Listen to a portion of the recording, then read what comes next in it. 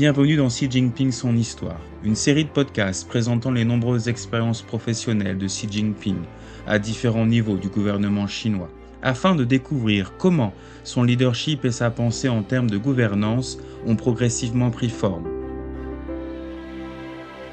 Épisode 9. Un homme du peuple.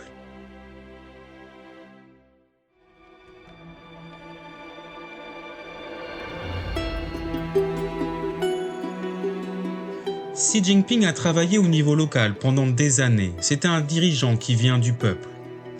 Au cours des différentes fonctions qu'il a occupées, Xi Jinping a toujours donné la priorité à la santé et à la sécurité de la population. Le peuple d'abord, la vie d'abord, a été son principe directeur et sa philosophie de gouvernance.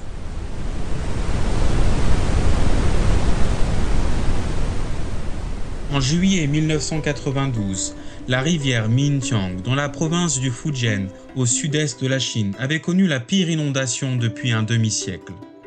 L'île de Zhongzhou, dans la ville de Fuzhou, est située sur cette rivière. Plus de 2200 personnes, réparties dans plus de 800 foyers, vivaient sur cette île minuscule de la taille de 10 terrains de football. Dans la nuit du 6 juillet, des vagues tumultueuses transportant des objets flottants s'écrasent sur le pont qui enjambe la rivière. Le niveau de l'eau finit par atteindre la surface du pont. L'île de Zhongzhou se retrouve rapidement inondée avec de l'eau montant jusqu'au deuxième étage des immeubles résidentiels.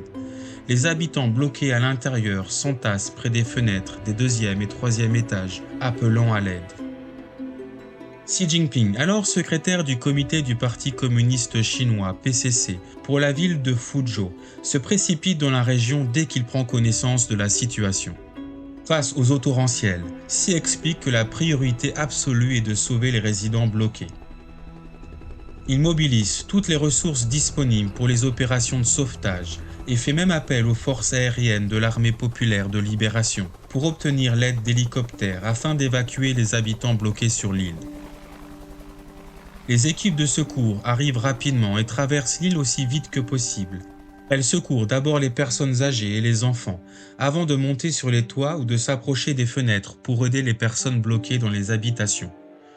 Au cours des 3 jours suivants, M. Xi fait la navette entre les différentes zones touchées par les inondations et ne ménage pas ses efforts pour garantir la vie et la sécurité des personnes.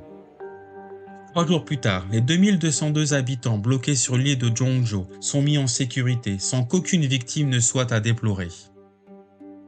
Alors que Xi est en première ligne pour coordonner la lutte contre les inondations, sa femme, Peng Liyuan, est à l'hôpital pour accoucher de leur enfant. Cependant, il n'a pas le temps de rendre visite à sa femme et à leur fille tout juste née. Partout où sont les difficultés et les urgences, Xi est là. C'est ainsi qu'il gagne la confiance du peuple. Dans la soirée du 11 août 2004, le typhon Hananim est sur le point de toucher terre dans la province du Zhejiang. Xi Jinping, alors secrétaire du comité du PCC pour la province du Zhejiang, tient une téléconférence d'urgence à minuit et présente l'objectif 0 mort, moins de blessés. Cette demande sans précédent a suscité de vives discussions au sein de la population de la province et même du pays. Auparavant, le Zhejiang avait déjà subi de lourdes pertes lors d'opérations de sauvetage en mettant l'accent sur la protection des biens matériels. Xi a mis en avant une approche complètement différente en donnant la priorité à la protection de la vie humaine. Le sauvetage des individus est toujours la priorité absolue. Les vies humaines sont les plus précieuses, c'est une question de vie ou de mort. Nous devons faire tout ce qui est en notre pouvoir pour protéger la vie des gens en premier. Monsieur Xi insiste pour que la priorité soit mise sur le travail de prévention et le transfert anticipé des habitants vers des zones sûres. Le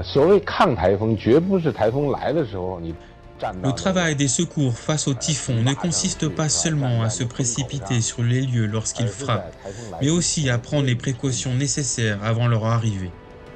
Les habitants qui vivent dans des maisons qui ne sont pas suffisamment sûres doivent tous être transférés dans des zones sécurisées. Il ne faut rien laisser au hasard. Les pêcheurs ne doivent plus penser que les ports de pêche sont sûrs. Des vents violents pourraient provoquer des collisions entre les bateaux de pêche et faire de nombreuses victimes.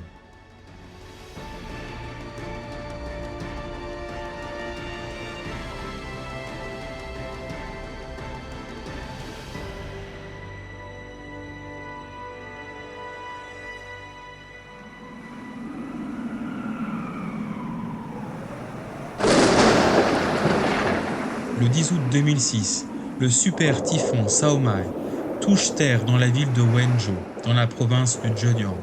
Selon les instructions de M. Xi, plus d'1 million de personnes ont déjà été relogées dans toute la province, y compris celles qui vivaient près des digues, dans des maisons délabrées, des abris de fortune et des zones de faible altitude. Cette mesure permet aux personnes vulnérables de bénéficier d'une protection maximale.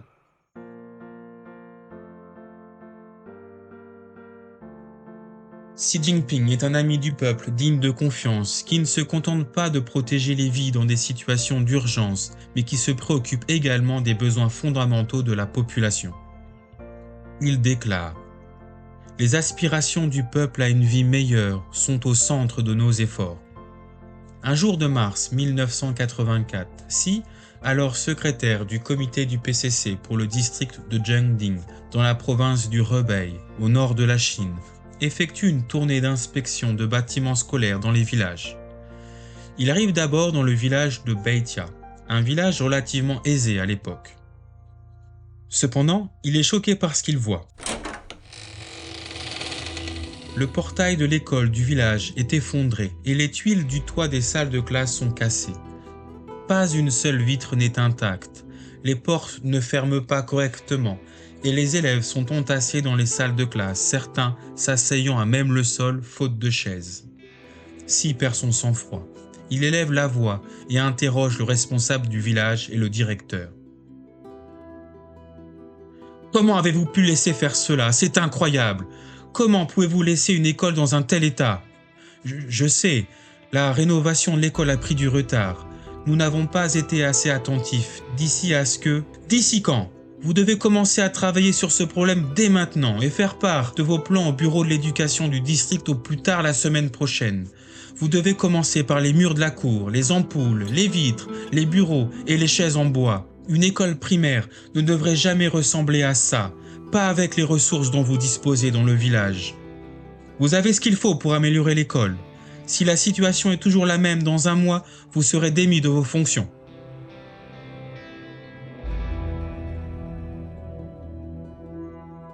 Xi reprend son calme. Il explique aux responsables du village avec sincérité. « Vous avez laissé tomber vos enfants. L'école devrait être le meilleur bâtiment du village. » À la suite de ce voyage, Xi coordonne les ressources de différentes parties pour accélérer la rénovation des bâtiments scolaires du village de Beitia.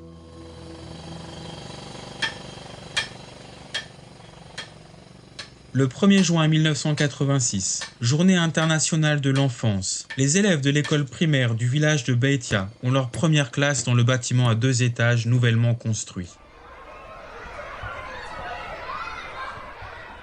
De Jiangding à Shanghai, Xi a toujours eu à l'esprit le bien-être des gens, en particulier des personnes en difficulté. Dans le Fujian, il a aidé des agriculteurs handicapés à mieux vivre de l'élevage des vers à soie. Dans le Zhejiang, il a rendu visite aux travailleurs migrants sur les chantiers de construction pendant les chaudes journées d'été, leur offrant des serviettes et de l'eau minérale. Monsieur Xi dit souvent aux fonctionnaires qui travaillent avec lui que la résolution des problèmes concernant les moyens de subsistance est la tâche essentielle des fonctionnaires du gouvernement. Nous devons être sensibles aux besoins de la population. Nous devons être capables de faire de petites choses pour nos concitoyens. Nous devons travailler dans l'intérêt du peuple pour répondre à ses attentes. Depuis son entrée en fonction, en tant que président chinois, Xi Jinping exprime chaque année ses préoccupations concernant le bien-être de la population dans son discours du Nouvel An.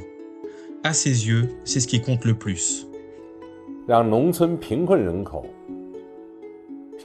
Nous allons assurer à tous les habitants nécessiteux, notamment ruraux défavorisés et citadins en difficulté, un niveau de vie décent et leur réchauffer les cœurs.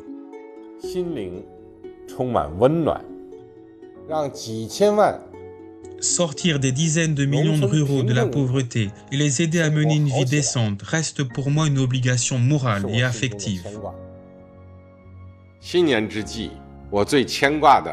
Alors que nous accueillons la nouvelle année, ce qui me préoccupe le plus, ce sont les concitoyens qui sont en difficulté. Je me préoccupe sérieusement de leur approvisionnement en nourriture et de leur logement, ainsi que de la manière dont ils célèbrent le Nouvel An et la fête du printemps. 我了解人民群众最关心的 Je sais très bien que les plus grandes préoccupations des gens sont l'éducation, l'emploi, le revenu, la sécurité sociale, les soins de santé, les soins aux personnes âgées, le logement et l'environnement. 居住、环境等方面的事情。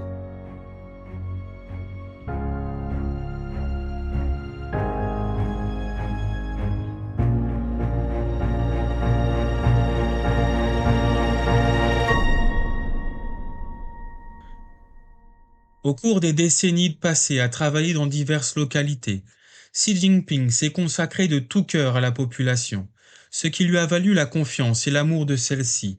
Chaque fois qu'il partait pour un nouveau poste, ses proches étaient tristes de le voir partir. En 1985, Xi quitte Jiangding pour travailler dans la province du Fujian, dans le sud-est de la Chine. Le jour de son départ, il avait prévu de partir tôt, avant que le travail ne commence. Mais à sa grande surprise, lorsqu'il sort de son bureau, la cour est déjà bondée de gens venus lui dire au revoir. Parmi eux, des entrepreneurs qu'il avait aidés, des agriculteurs avec lesquels il s'était lié d'amitié, des collègues avec lesquels il avait travaillé, ainsi que des villageois des environs. La voiture démarre lentement et sort de la cour. La foule le salue et Xi lui rend l'appareil depuis l'intérieur de la voiture. Ne nous oubliez pas, revenez nous rendre visite, prenez soin de vous, vous nous manquerez. En octobre 2002, Xi quitte le Fujian où il travaillait depuis plus de 17 ans pour un poste dans la province du Zhejiang, dans l'est de la Chine. Xi déclare aux personnes venues lui dire au revoir « À partir d'aujourd'hui, je me considère comme un habitant du Fujian en voyage. » En mars 2007, Xi quitte le Zhejiang pour travailler à Shanghai. Chen Hongguang, un fonctionnaire de Shanghai qui s'est rendu au Zhejiang pour accueillir Xi, se souvient du moment du départ de Xi. Xi a déclaré qu'il avait du mal à exprimer à quel point il était réticent à quitter le Zhejiang, et les mêmes émotions se lisaient sur les visages des fonctionnaires et des habitants locaux. Leur réticence à dire au revoir et leur désarroi étaient à la fois touchants et sincères. 7 mois plus tard, Xi quitte Shanghai pour Beijing.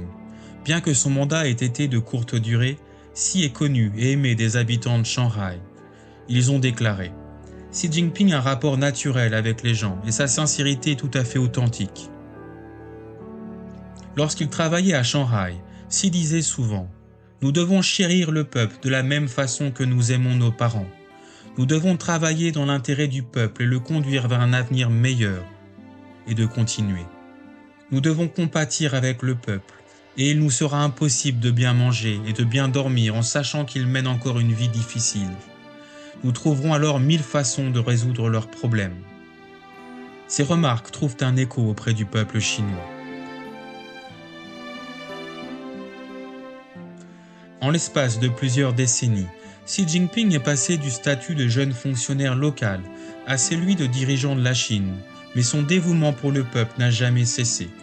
Pour Xi, faire passer le peuple en premier n'a jamais été des mots en l'air, mais des actions à entreprendre. Le dévouement sincère de Xi Jinping lui a valu la confiance et le soutien du peuple, ce qui s'est traduit par une plus grande force dans l'unité du peuple chinois pour aller de l'avant dans la nouvelle marche de la nouvelle ère. Vous avez écouté Xi Jinping, son histoire. Dans l'épisode 10, nous découvrirons la vision globale de Xi Jinping et son point de vue sur les relations entre la Chine et le reste du monde.